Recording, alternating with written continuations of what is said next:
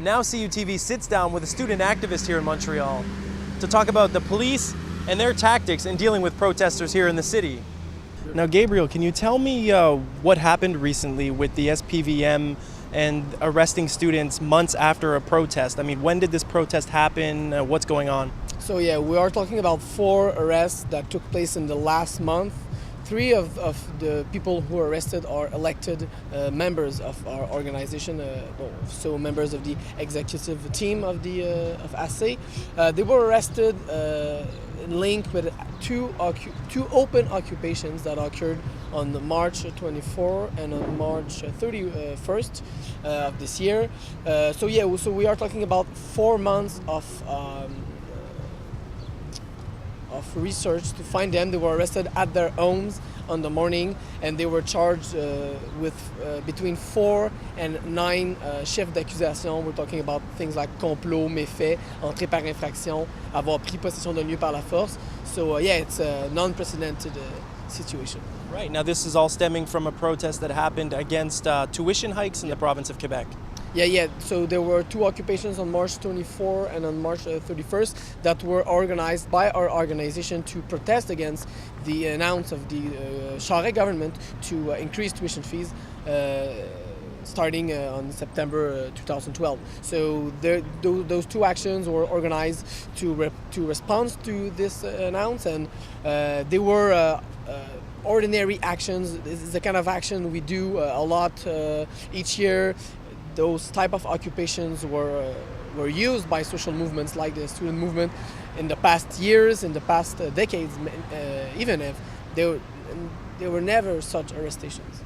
Right, and this protest was a peaceful protest. It happened downtown, and was there also an occupation, or? Yeah, exactly. So on March 21st, there was a peaceful protest that occurred here in downtown Montreal, and the protest ended in front of the office of the CREPUC, the Conférence des recteurs et des principaux des universités du Québec, which regroups all the universities administrations in Quebec. So the protest ended there. And then there was there was what we call an open occupation. So we're talking about between 20 and 30 people that entered the office and occupied it symbolically, pacifically, shouting slogans and being there. And on March 21st and on March 24th, the people that were occupying the office left the office before the police read what we call the avis d'éviction. So in fact, the action was never officially declared illegal by the SPVM. So they left before the police asked them, without even being asked, and they joined the protest. And after the protest was dismissed. Right, now do you find that the SPVM, the Montreal Police, are seeking out and targeting specific students for actions they've done in the past? Yeah, exactly. I mean, like I said, this type of what we call open occupations are done each month by a lot of social movements like the student movement, and they never arrested anyone. And then few weeks before the beginning of our movement against the tuition increase, we're seeing this unprecedented wave of arrest.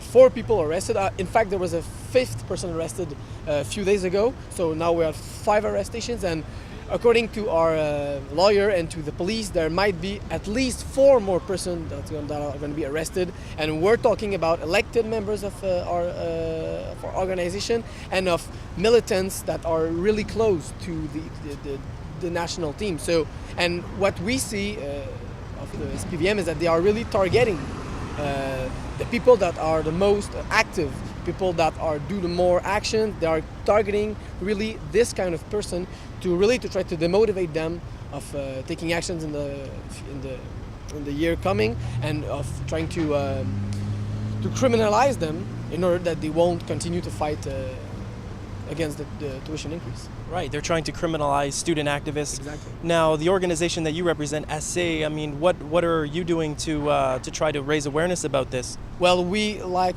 you probably know, we organized a press conference 2 weeks ago to denounce this situation. And on this day, we announced that we are going to depose une plainte at the Commission des droits de la personne du Québec for political discrimination. we have the service of a lawyer that is defending all the accused, all the persons that were arrested of ASSÉ. So what we are trying to do basically is first to inform the public that their money, that public funds, are being used to fund a political police. So we're trying to to tell that to the people. We are asking the SPVM to publicly reveal the official mission and means of the new squad that was announced a few weeks ago, which is called GAMA, the Guet des Activités des Mouvements Marginaux et Anarchistes. And on the other side, we are sending a strong message to the SPVM, and that what we were saying a few weeks ago is precisely this message. You can hit us, you can put us in jail, you can hit us, but you will never discourage us from fighting against tuition increase. You will never demotivate us for fighting for our rights, and that's what we want to say to the government and to the SPVM. Right. Now, do you see this happening more and more often since last summer, the G20? I mean, a lot of protesters were arrested. Do you find that the police in Montreal are kind of carrying on that? Exactly. The SPVM is known around the world for being an extremely repressive police. They were blamed by the ONU in 2005.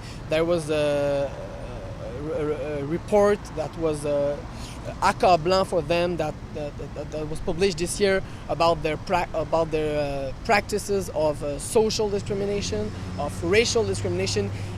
In the few years we have seen since the death of Freddy Villanueva, a lot of abuses, and the SPVM is systematically accused and proved guilty of social discrimination, racial discrimination, and now we see the SPVM announcing, fièrement that they are doing officially political discrimination, and for us it's not really surprising. In fact, this police is known for doing this kind of things, and and like you said, since the G20, there was the murder of the homeless guy a few months ago. So it's the kind of things that happen more and more, and I think that's why the Quebec and Montreal population is gonna be behind us on this issue, because this police service has no more credibility in those issues. They are systematically proved guilty, so we're pretty sure that the population is gonna support us in this fight. All right, well, thank you so much for your time. Thank you. That'll do it for this week's special commemorative show on the G20 last summer in Toronto. I'm your host, Adam Bema from Place de Canada. If you'd like to get involved at CUTV News, email us at news@cutvmontreal.ca and help us tell your story. Or follow us on Facebook and Twitter. See you next week.